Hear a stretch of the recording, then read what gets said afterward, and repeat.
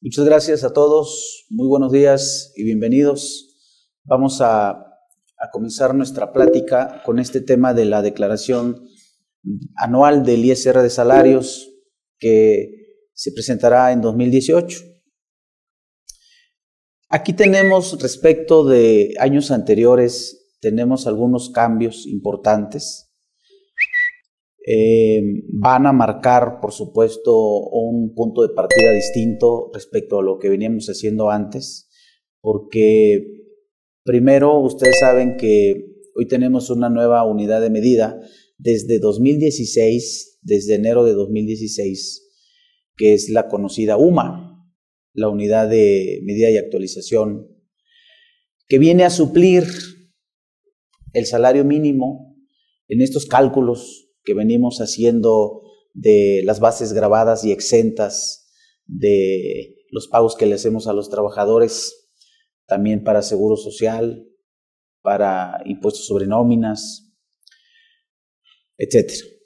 Este es un cambio importante, la utilización de la UMA.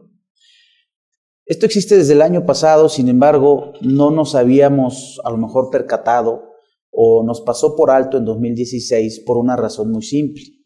La UMA en 2016 tenía exactamente el mismo valor que el salario mínimo de esa época. Estamos hablando de 73.04. Nos era indistinto pues utilizar salario mínimo, utilizar UMA.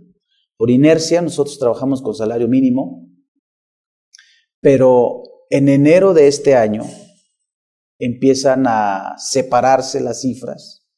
El salario mínimo se incrementa a 80.04 y la UMA también tuvo un incremento, pero en un porcentaje menor. La UMA subió a 75.49.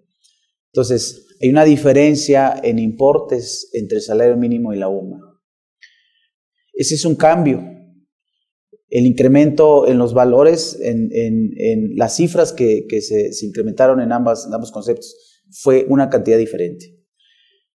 Pero además hay otra cosa. El salario mínimo se incrementó a partir del 1 de enero y la UMA se incrementa a partir del 1 de febrero. Entonces, en enero nosotros utilizamos un valor de UMA y en febrero es otro valor de UMA.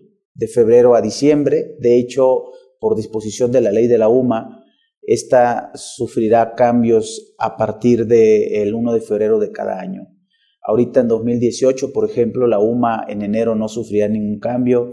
A partir del 1 de febrero tendrá un incremento. Hoy, en diciembre, nosotros tenemos un nuevo salario mínimo, 88.36 pesos. Pero para nuestras bases, eso no tiene ninguna afectación.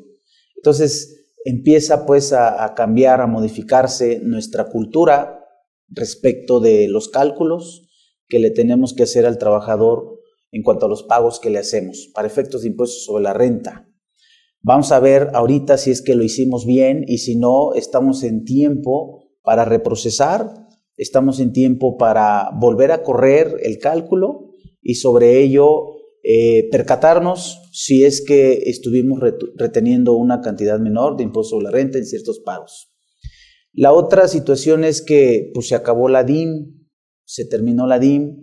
La última DIM que nosotros presentamos fue precisamente en febrero del 2017 respecto del año 2016. Entonces, en febrero del 2018 ya no presentaremos DIM y sobre esto, fíjense, es importante hacer hincapié en que la DIM y la declaración anual del ISR de salarios son dos cosas diferentes.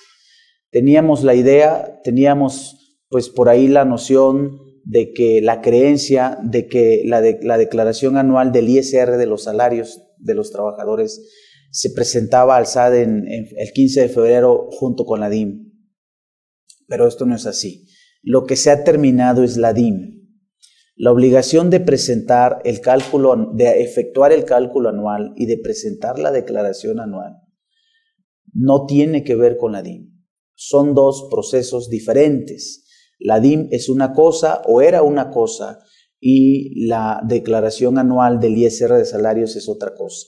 Esta todavía existe, la obligación de hacer el cálculo anual y de presentar ese ISR obtenido del cálculo anual, eso todavía existe. Entonces vamos a ver ahorita cómo es que se realiza este proceso y es probable que nos demos cuenta que en años anteriores no hicimos este proceso, no cumplimos con la obligación de presentar esta declaración anual del ISR de los salarios de nuestros empleados. Entonces se ha terminado la DIM, pero subsiste la obligación del cálculo anual y también de la declaración anual del ISR de salarios, y que por cierto se presenta también en el mes de febrero, solo que no el día 15. Ahorita vamos a ver la referencia. Pero esto trae aparejada otra cosa, otra cuestión importante. La DIM era nada más una declaración informativa. En la DIM, fíjense aquí nada más para que veamos la diferencia entre lo que es la DIM y la obligación de presentar la declaración anual del ISR de salarios. La DIM, nosotros incluíamos, en esta declaración, incluíamos a todos los trabajadores, aún hayan estado con nosotros nada más un día en el ejercicio. Un día, 2 días, un mes, 6 meses, 10 meses. Nosotros incluíamos al trabajador en esta declaración informativa, porque ese es el efecto de la DIM. Informarle al SAT todos los pagos que le hicimos al trabajador durante el ejercicio. Si fueron grabados, si fueron exentos, si los acumulamos, si no los acumulamos, cuánto le pagamos de subsidio para el empleo, cuánto le aplicamos de subsidio para el empleo, cuál es el ISR que nos votó en el cálculo anual. Esa es una declaración informativa nada más. La declaración anual de sueldos del ISR de salarios, es a donde nosotros le decimos a la autoridad, ¿sabes qué? Te tengo que pagar tanto. Que si bien es cierto que es una cifra que corremos en diciembre y que pagamos en diciembre en el mes de enero con el pago provisional de diciembre, también es cierto que tenemos que presentar una declaración anual. Pero fíjense, el hecho de desaparecer la DIM trae aparejado que esa información que le dábamos antes al SAT, ahora se la tenemos que proporcionar en el CFDI de nómina. Como quien dice que el CFDI de nómina se convirtió en una especie de mini DIM. La DIM nosotros se la presentábamos a la autoridad en el mes de febrero, a más tardar el día 15 del año siguiente. Ahora la información se la presentaremos cada que el trabajador vaya devengando o le vayamos efectuando el pago de estos conceptos, como puede ser unos pagos por separación, indemnización, los 3 meses constitucionales, la prima de antigüedad, los 20 días por año, el subsidio causado. Toda esta información que le dábamos al SAT antes, ahora se lo vamos a dar en la DIM, ahora se lo vamos a dar y se lo hemos venido dando en el CFDI de nómina. El punto aquí importante relacionado con esto es que tenemos que revisar, ¿sí? Para que nos vayamos haciendo un campo, un espacio en la agenda, tenemos que revisar si los pagos que le efectuamos al empleado durante el año 2017 los timbramos de manera correcta. Porque si no los timbramos de manera correcta, entonces le está faltando información a la autoridad. Y esto nos provoca ciertas inconsistencias, lo cual como consecuencia trae el requerimiento. Hemos visto en el transcurso del año que el SAT ha estado enviando requerimientos a las empresas para que corrijan estas inconsistencias. No le cuadra al SAT la información en cuanto a los pagos que le estás haciendo, si están grabados, si están exentos, qué otros conceptos le pagaste, por qué exentaste una cantidad o una cifra cuando estaba grabada. Y muchas veces no es el hecho de que haya estado grabada, sino que la estamos timbrando con un código distinto. Entonces vamos a ver esa parte también en el transcurso de nuestra plática. Y por supuesto, aquí algo importante es que el CFDI de nómina se modificó a partir del 1 de abril del 2017. Ahí es a donde ya tuvimos nosotros la obligación de timbrar con la versión 1.2 del complemento. El CFDI de nómina se conforma por 2 partes. Una parte que nos pide información muy parecida a lo que nos pide cualquier CFDI. Una factura, por ejemplo. Yo vendo un escritorio, le facturo a mi cliente. ¿Qué información me pide la factura? La factura me pide el RFC del emisor, en este caso del que vende, el RFC del receptor, del que compra, el lugar de expedición, la fecha de expedición, el folio fiscal, el importe, la cantidad, el valor unitario, la descripción. Todo esto me lo pide una factura común y corriente. Bueno, esta información también me la pide el CFDI de nómina. El CFDI de nómina me pide información del RFC del emisor, en este caso del patrón, el RFC del receptor, que es del empleado, el lugar de expedición, la fecha de expedición, El folio fiscal. Esta información técnicamente que pide un CFDI, técnicamente se llama estándar del CFDI. Sin embargo, en el caso del CFDI de nómina, aparte de esta información, nos pide otros datos. Ahora sí, los conceptos que tienen que ver con la nómina, como el hecho de saber cuánto le estás pagando de salario, cuánto le estás pagando de premio de asistencia, cuánto de tiempo extraordinario, cuánto le estás reteniendo de cuota obrera, cuánto le estás reteniendo de ISR. Nos pide información el CFDI de nómina nos pide información que nos pide cualquier CFDI, pero al mismo tiempo nos pide información adicional. Esa información adicional se plasma en el CFDI de nómina en un espacio que técnicamente se llama complemento. Entonces, el CFDI de nómina se conforma por dos partes, a diferencia de una factura. Una factura se conforma nada más por una parte, que es el estándar. Una nota de crédito se conforma nada más por una parte, que es el estándar. Sin embargo, el CFDI de nómina se conforma por dos partes. Una parte se llama estándar y otra parte se llama complemento. Es el complemento del CFDI de nómina. ¿Por qué les comento esto? Porque el 1 de abril del 2017 hubo modificaciones al CFDI de nómina, pero en el complemento. El estándar se conservó. A partir del 1 de enero, en el plazo que ha dado el SAT desde el día 22 de noviembre, a partir del día 1 de enero, el CFDI cambiará de versión 3.2 a 3.3 y también ahí está el CFDI de nómina. El CFDI de nómina dejará de ser 3.2 y también pasará a ser 3.3. Otros cambios obligatorios para el CFDI de nómina, pero ahora ya no es en el estándar, en el complemento, ya no es en el complemento, ahora es en el estándar. Entonces, estos cambios para el CFDI de nómina en el estándar, seguramente como son datos que serán permanentes, seguramente ya los sistemas los estarán llenando y van a desactivar, van a bloquear esos campos para que nosotros ya no podamos editarlos. Pero hay quien está timbrando en sistemas distintos a aquellos en los que calcula la nómina. Pues a lo mejor un sistema de timbrado en línea con el PAG genera su plataforma y ahí hay que llenar de manera manual. Entonces es importante aquí también que nosotros demos una repasada a cuáles son los cambios para el CFDI de nómina en el estándar. Algo tan simple como lo es el hecho del método de pago, la forma de pago, la cantidad, la descripción del producto o la clave del producto. La descripción del producto, la clave del producto. La descripción de la unidad, la clave de la unidad. Estos elementos, el uso del CFDI, son datos que también va a pedir el CFDI de nómina en su versión 3.3 del estándar. Entonces, esto será a partir del 1 de enero. Entonces, sí también es importante y que le vayamos dando una revisada a esta parte para que no nos vaya a tomar por sorpresa. Revisar si es que nuestro sistema en automático va a generar esos cambios o si es que nosotros tendríamos que alimentarlo. Entonces, vamos a comenzar con nuestra plática que tiene que ver con el cálculo anual. ¿Cuál es el fundamento? Este fundamento no se ha modificado. Por eso les decía yo a ustedes hace un rato, desaparece la DIM. Ahorita les voy a mostrar más adelante cuál es el fundamento de la DIM.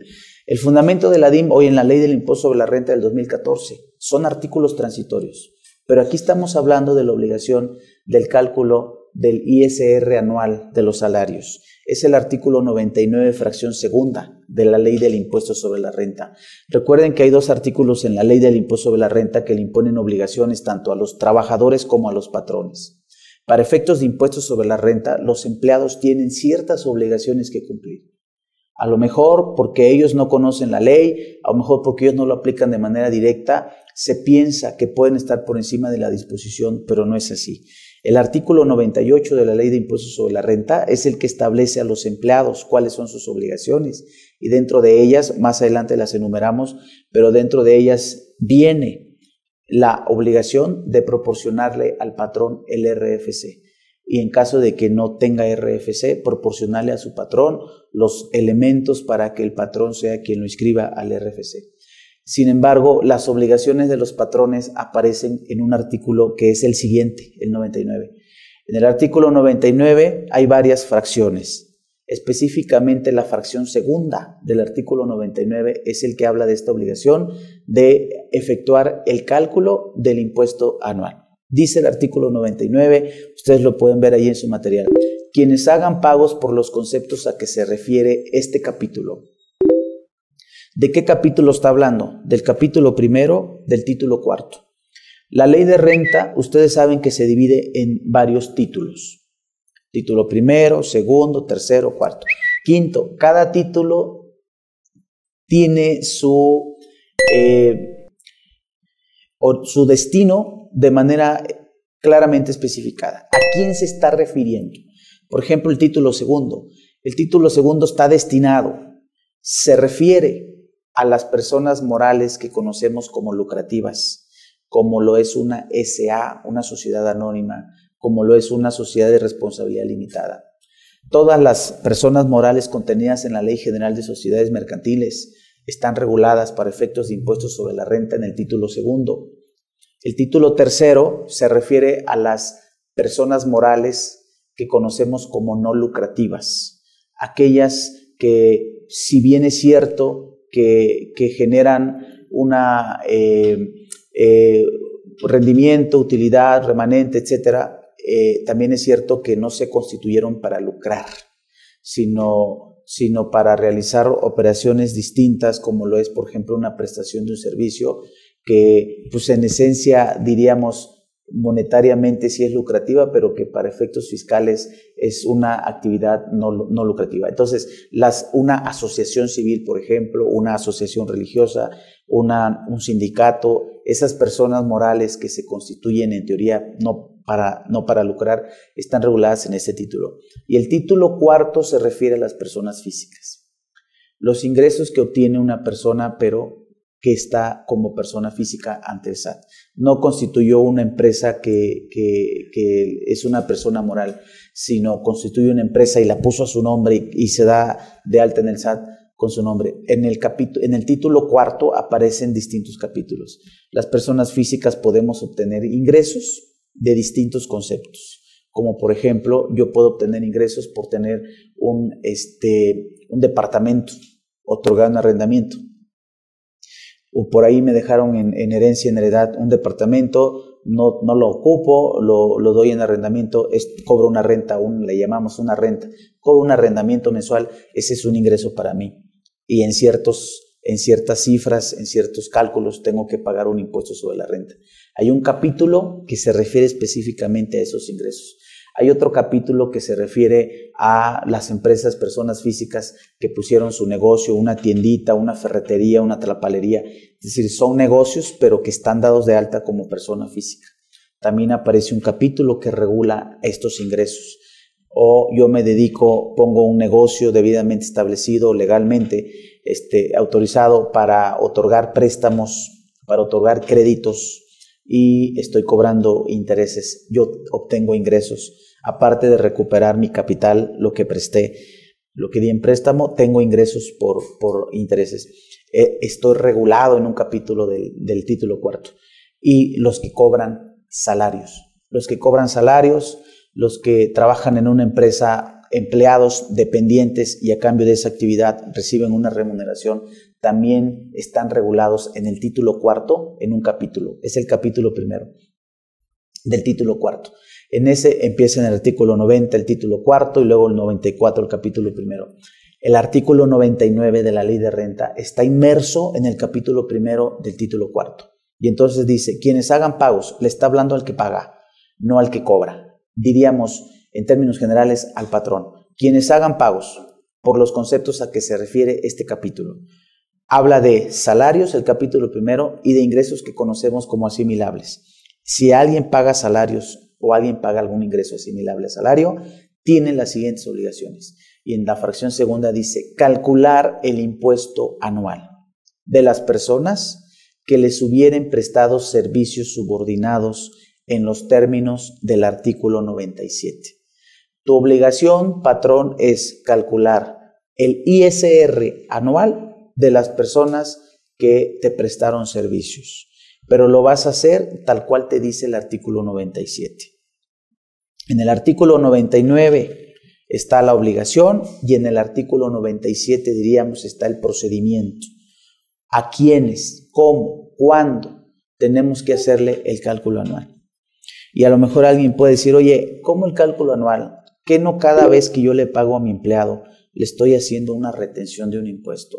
que no cada vez que le doy un concepto, que le deposito, ya le estoy haciendo un cálculo del ISR? Sí, efectivamente.